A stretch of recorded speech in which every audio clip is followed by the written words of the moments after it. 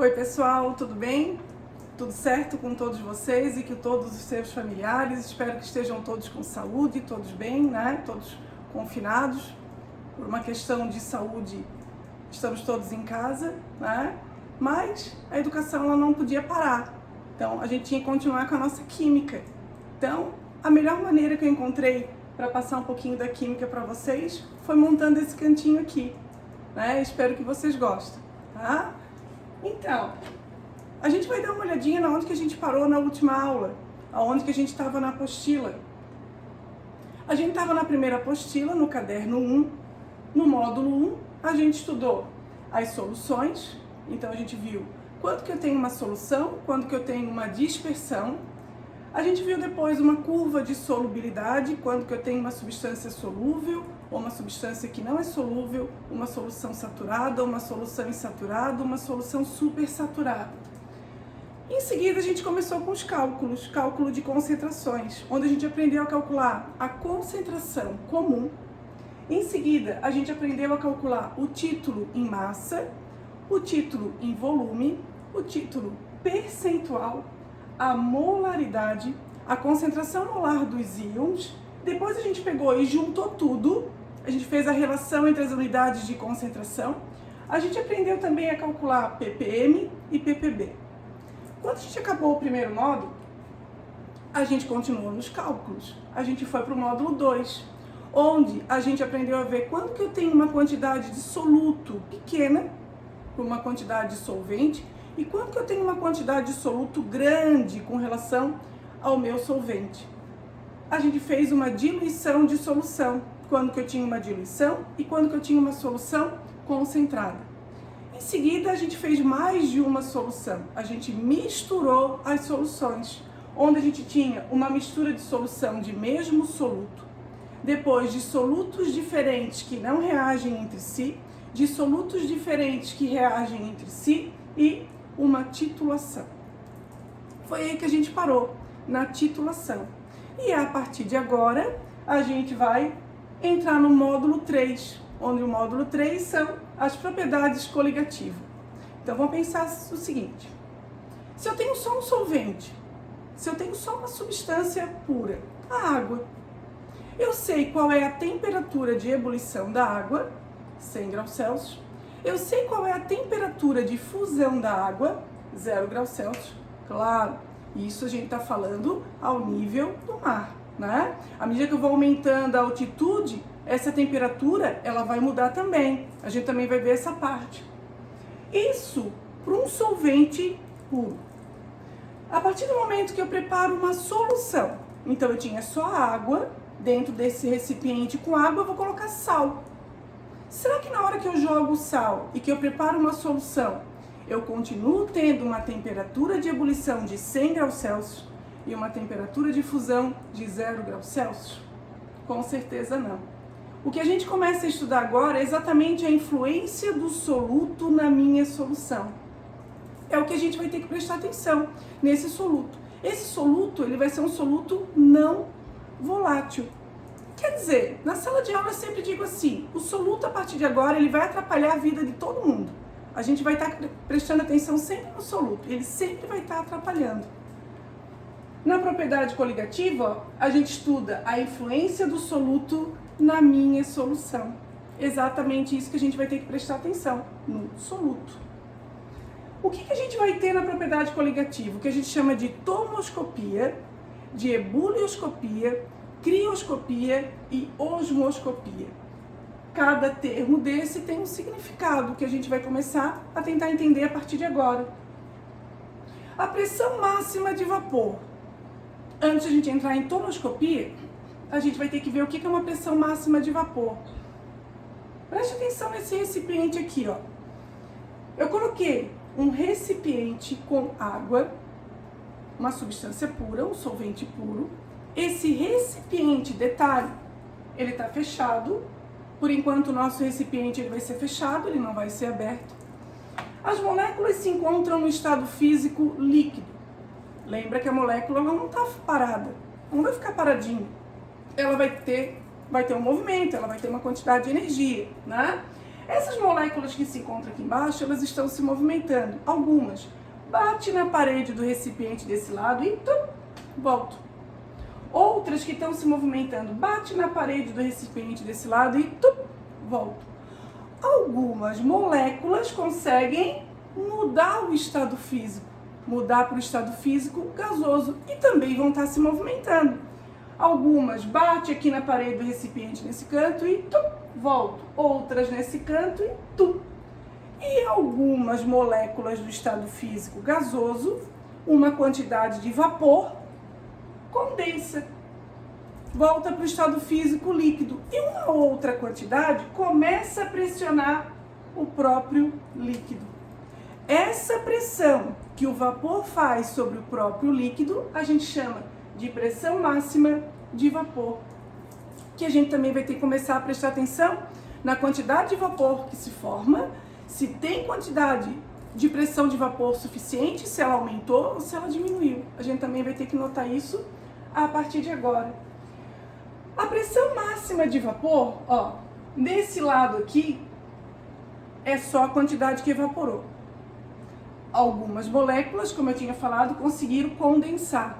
Então, voltando para o estado físico líquido. Quando eu consigo igualar a quantidade de molécula que vaporiza com a quantidade de molécula que condensa, eu falo que eu tenho um equilíbrio dinâmico. Quando eu tenho a mesma quantidade de vapor com a mesma quantidade de molécula que volta para o estado físico líquido. E a tonoscopia era o primeiro termo que aparecia para a gente na propriedade coligativa. Quando eu uso esse termo de tonoscopia, eu vou estar sempre comparando uma substância pura, um solvente puro, com uma solução. Eu vou ter que notar a quantidade de vapor que forma, a quantidade de vapor que pressiona o próprio líquido, que é a pressão de vapor, se aumentou ou se diminuiu. Sempre que eu tiver um solvente puro, uma substância pura, a quantidade de vapor que vai se formar é bem maior. Quando eu tenho uma solução, quer dizer, eu tenho um soluto, lembra que a gente combinou que o soluto ele sempre atrapalha a vida de alguém? Nesse caso ele vai estar atrapalhando a vida do solvente, a quantidade de vapor que vai formar vai ser menor, menos molécula no estado físico gasoso pressionando o próprio líquido. Então, numa solução, a pressão de vapor é menor. Num solvente puro, a pressão de vapor é maior. Dá para ver bem direitinho nesses três recipientes aqui, né? Vamos colocar esses recipientes como se eles estivessem fechados. Aqui é o que a gente está analisando agora, né? O solvente puro, Então, aqui as moléculas conseguem mudar o estado físico numa boa. Na hora que eu preparo uma solução, aqui eu tenho uma solução diluída. Então, quer dizer, a quantidade de soluto ela é pequena com relação ao meu solvente, né? Na solução, mesmo assim, tem soluto. Já está atrapalhando. O que o solvente vai ter que fazer? Ele vai ter que começar a desviar. Ele tem que formar uma quantidade de vapor suficiente para poder pressionar o próprio líquido, formando a pressão de vapor. E comparando com o primeiro recipiente, vai ser menor, porque ele tem que desviar. O último recipiente, eu tenho uma solução concentrada, quer dizer, a quantidade de soluto ela é grande com relação ao meu solvente na minha solução. Então, o que aconteceu? O solvente, como tem mais soluto, ele tem que ficar desviando mais ainda. A quantidade de vapor que ele formou é bem menor. Com isso, a quantidade que pressiona o próprio líquido também é menor. Menor a pressão de vapor. Eu posso ter também esse desenho, ao invés de ser representado por desenhos, eu posso ter um gráfico. Nesse gráfico, eu coloquei o solvente puro e a solução. E se eu pegar uma temperatura fixa e traçar um pontilhado, até encostar na primeira linha, que aparece, que nesse caso é da solução, eu trago aqui para o lado, eu vou ver a pressão de vapor, o quanto que se forma. Continuo o meu pontilhado, encostei na segunda linha, que é o solvente puro. Olha quem está mais no alto.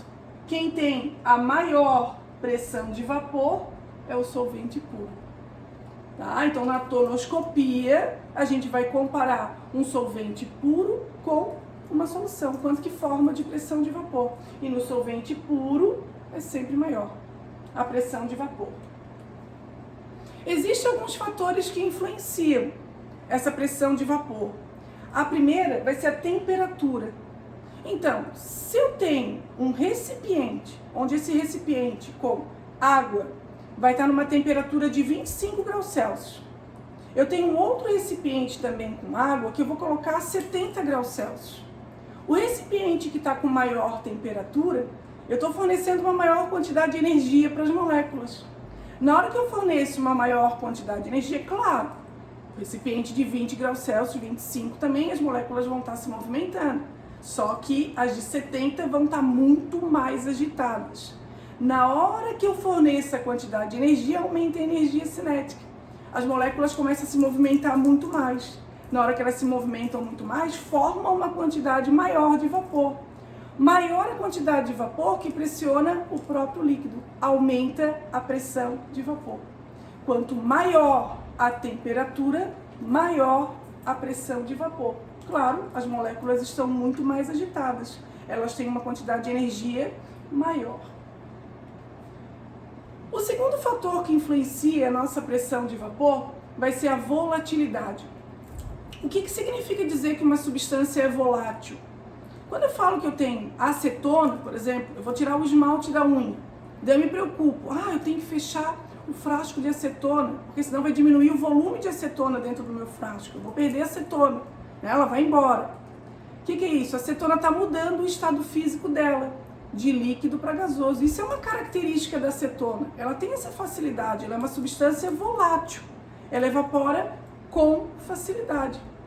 Se eu comparar a acetona com a água, claro, a água também vai evaporar, só que a acetona ela é mais volátil do que a água.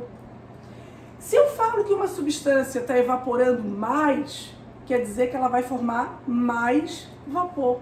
Mais vapor pressionando o próprio líquido, maior a pressão de vapor. Se eu falo que uma substância evapora menos, ela é menos volátil, o que significa? Que ela vai formar uma menor quantidade de vapor. Menor a quantidade de vapor que pressiona o próprio líquido, menor a pressão de vapor. Então, o outro fator que também influencia são as forças intermoleculares, para eu poder falar se uma substância é volátil ou não. Quanto maior a força intermolecular, maior a temperatura de ebulição. Quer dizer que para essa substância mudar o estado físico de líquido para gasoso, ela precisa de uma temperatura mais alta. Então ela é menos volátil.